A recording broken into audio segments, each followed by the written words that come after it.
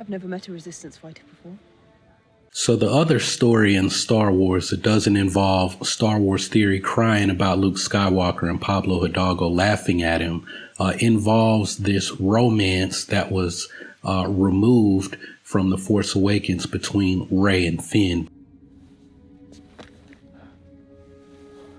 Thank you. But if you're an OG on this channel, well, you kind of already knew that because I talked about this like 3 or 4 years ago.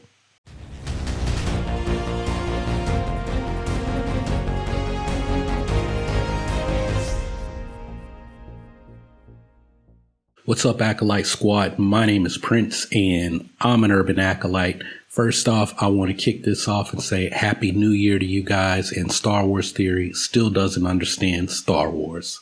There are a lot of things that I don't understand. But all right, there was an article that came out a few days ago based on a video by the Midnight's Edge channel. I assume that this was part of the Fandom Menace based on the kind of content he puts out and talking about the dark side of politics and Hollywood. And I'm like, yo, I don't care about any of that stuff. But he spoke with Alan Dean Foster about a number of things. And one of the things that Alan Dean Foster shared, I'm going to share my screen with you guys. I'm not going to read the full article, is that Alan Dean Foster says that Disney told him to remove a Finn and Rey romance, right? So I'm just going to read the quote. So in an interview with Midnight's Edge, Foster has alleged his initial idea for a budding romance between Finn and Rey was shot down by bosses at Disney. There were a couple of things in there and a couple of things that happened subsequently that bothered me, he said. I'm going to tell you one thing they made me take out because enough time has passed. I don't think it matters. There was obviously the beginnings of a relationship between John Boyega's character and Daisy Ridley's character. I expected to see that developed further in episode 8, The Last Jedi, and zero happened with it. Instead, the movies tried to develop a romance between Finn and Kelly Marie Tran's Rose Tico, but the plot was abandoned in 2019's The Rise of Skywalker. Lucasfilm is yet to comment on Foster's allegations. Right now, one of the questions that I had is why is he telling people this? Why is he like, what's in it for him? So Alan Dean Foster is coming out and he's saying he hated The Rise of Skywalker. Basically, he hates the sequel saga. And bing, bing, that might explain why he's doing interviews with channels that are part of the Fandom Menace, right? It's part of their mission to do the smear campaign on Lucasfilm and on the sequel saga, because it's like, well, we're going to harass Lucasfilm employees anytime something happens, like with this Pablo Hidalgo Star Wars Theory situation. We're going to always jump all over that because they are the bad guys. We're the good guys. We're fighting for the little men, even though we did the biggest bitch move ever and we had to click up. We had to form a little club of bloggers and vloggers, YouTube channels, podcasters to get our message out, right? And our leader is Jeremy from Geeks of Gamers, who actually loved The Last Jedi. I love The Last Jedi, and I think it did a damn good job for being what it needed to be for Star Wars. Oops. I didn't mean to let that go. Sorry, Jeremy. I love The Last Jedi. But what's in it for Alan Dean Foster? So he was in the news even a week ago because he penned his own version of The Rise of Skywalker. And it was like even people who hate The Rise of Skywalker and hate the sequel saga thought it was trash, right? I didn't read it. I pinned it, saved it to read later. But there were more important things. Life happened. I had my nephew here, and I'd rather spend time with my nephew than read some fan fiction about Star Wars that's not going to happen. Now, if you're like, well, who is Prince? Who is Alan Dean Foster? Like, this is where I'm getting at. What's in it for him? Alan Dean Foster ghost wrote the original novelization for A New Hope, the first Star Wars movie, right? George Lucas is is credited as being the writer, on the cover, but Alan Dean Foster ghost wrote it. And then in the event that Star Wars, that the first movie to come out, that it flopped in 1977, Alan Dean Foster wrote the sequel, which was Splinter and a Mind's Eye. Most of the story happened on the planet Mimban. In that was before Leia and Luke were twins, and there was the romance between Luke and Leia, right? That didn't happen because she ended up being the other Skywalker twin instead of Luke's twin sister, Luca, right? The big issue, like I said, Alan Dean Foster has a long history basically writing the novelization for Star Wars, A New Hope, launched his career in doing movie novelizations. And now he's coming out with all of this stuff. The sequel saga sucked. Disney is not the liberal friendly company you believe, because I had written in ideas for Rey and Finn to have a romance, and they axed it. Why is it that Disney axed it and not Lucasfilm? It wasn't Kathleen Kennedy who axed it. It was Disney. Why is that? Why is he taking shots at the bosses at Disney? Because Alan Dean Foster is not being paid his royalties. He's written all this stuff and all these ideas, right? And it turns out this is impacting other authors as well who've written things in the Legends canon. A lot of these people who wrote stuff for Legends canon, with the way things changed, Disney's not paying them their royalties, right? And it's not just Alan Dean Foster, but I guess he feels like since he's done a lot of work for Disney, he kind of feels a sense of ownership, not for Disney, for Star Wars, for Lucasfilm. He feels a sense of ownership over Star Wars, having written the first book, right? That came out before the movie even came out. He feels a sense of ownership. Now, to get back to this romance thing, I said if you're an OG here, you already knew this, right? What he's saying is not new, and it's kind of, I would actually have to go listen to the actual interview, so I'm not like going to slam. I'm just going to get on, the sources that I've seen with that quote, and I'm not going to listen to the full interview because it's, I'm not, right? The J.J. Abrams, this is why I already knew about this, was J.J. Abrams mentioned it on the director's cut, or the director, what is it? They've been doing it on all of the movies where the director's comments, the director's commentary during the movie, right, of The Force Awakens, and the video where I talked about Finn's lightsaber scenes being cut from The Force Awakens, even the Last Jedi, The Force Awakens novelization, the one we got was based on an earlier version of the script, right? That's something Pablo Hidalgo told me.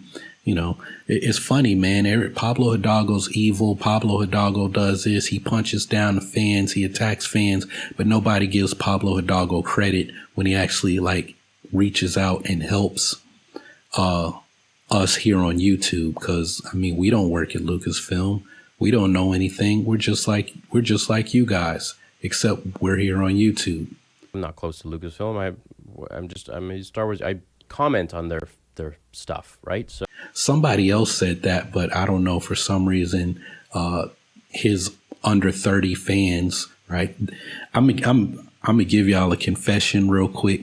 The reason that I went at Star Wars Theory in 2 videos is because I wanted to collect data. I know that the teeny boppers, they're probably not watching this video, and but if they are, hey man, shout out to you.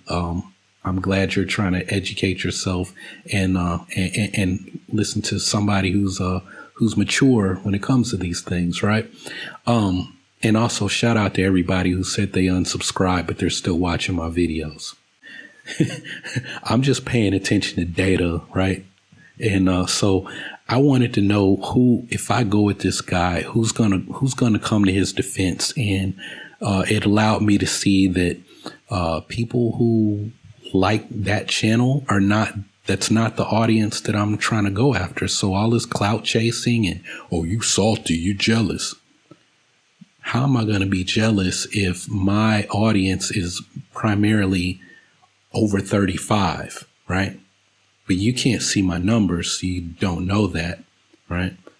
That all I have to say is one thing about somebody, a bunch of, they're not even millennials. What is that? Like Generation Z, right?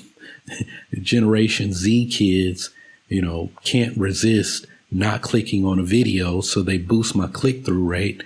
I have the highest click-through rate on those videos than anything I've done on this channel, like ever, right? I thought the Doomcock videos had an insanely high click-through rate. And then also the OGs know that I said I was going to do a response to Star Wars Theory's Freddie Prinze Jr. reaction. What he said about leveling up in Star Wars, that really made no sense to me, because then it's like, well, what's the point of training? Before I came to Thailand, I was sitting in the airport on my way to New York to train with my Sifu when one of you guys mentioned that video, and they were like, this guy doesn't have a clue. Take a look at this. And I'm sitting in the airport. I think I was in Florida on my connecting flight to New York and to LaGuardia.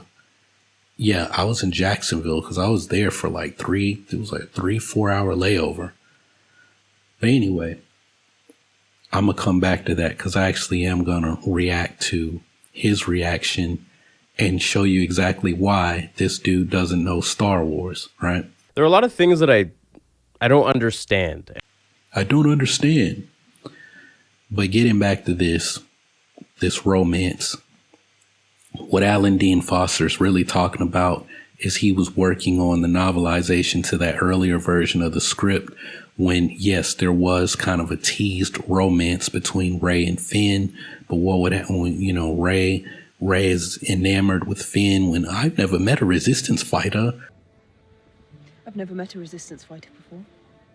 Right? She's looking at him and she's dreamy eyed and everything. But then when Finn tells her the truth, I'm a stormtrooper,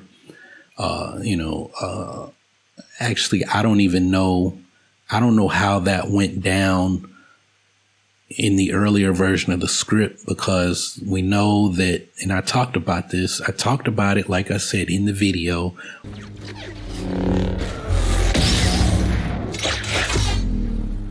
Why were Finn's lightsaber scenes cut? Go check that video out. It's 3 years old. Yeah, it came out January 2017, I believe. And the only thing that I got from it was that JJ was like, yeah, we did this earlier version of the script. It was a little bit different. Finn, the chemistry between John Boyega and Daisy Ridley, their characters, was off. It was not what he was going for, and they changed things, right? The final version, the novelization that finally came out was there were things changed, right? It's like, okay, this is what we're going with so that you can finish writing this book so we can have it out. We can have it out with our big merch push in December when The Force Awakens comes out. I read the book. That started the channel, right? This stuff, this Alan Dean Foster stuff, it's old news for me, right? Like I told you guys, John Boyega, Daisy Ridley, yeah, they had great chemistry in real life. They seem to be friends, or they made a friendship, you know, during their time doing the Star Wars sequel saga. And you know, John Boyega was like, "I'll come back if Daisy and Isaac, you know, the Poe Dameron dude." I just forgot his name, but he's so busy, you know, and he lied. He's like, yeah, I don't want to do a big feature thing anymore. Oscar Isaacson. Yeah. Oscar's like, I don't want to do a big feature project anymore. I just want to do indie stuff, because I'm thinking he had a pretty bad, terrible experience with Star Wars. And he's probably thinking maybe I should have let them kill me off in The Force Awakens, like that was supposed to have happened initially. It was Finn. Poe was supposed to die when they crashed the TIE fighter there on Jakku. There's so many alternative stories that we could have gotten in this movie and in this entire trilogy. And I feel like sitting back and talking about, well, this is what could have happened. This is what they kicked out. It's like an interesting campfire situation. But what's the purpose of campfire stories? You sit around, you entertain each other, you have a good time, and then you go to sleep, and then it's on to the next thing. It's no point harping on woulda, coulda, shoulda happened. This is the story. This is what we have. And the only thing you can do is move forward from it. Right? So, Alan Dean Foster, I really don't care for the stuff that you're doing, but I hope you get your money, man. The novelization to A New Hope is awesome. Like just the conversation, and I've quoted from that, the conversation between Obi-Wan and Luke when he explains the Jedi and everything is deeper than what was in the movie, right? The books have always enriched the movies, especially with the sequel saga, especially with The Last Jedi and The Rise of Skywalker, where, Ben Solo got friend zoned and Reylo, and in one instant, I felt the cries of countless Reylo fans cry out in anguish and joy at the kiss, and then they were silenced when Rey was like, it was a friendly kiss. It was the appropriate thing to do. It was a gesture of kindness, of thanks, of appreciation.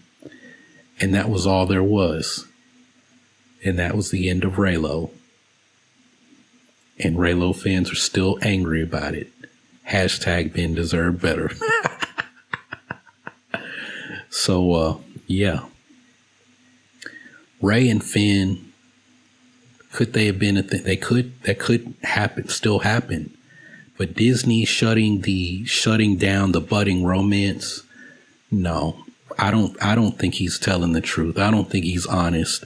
What really happened is the script changed and JJ was like, yeah, we're not going in that direction. We shot that. We don't like the way it looks. We're kind of changing things. But anyway, that's all I really got to say for this one. So thanks for watching. Thanks for hanging out.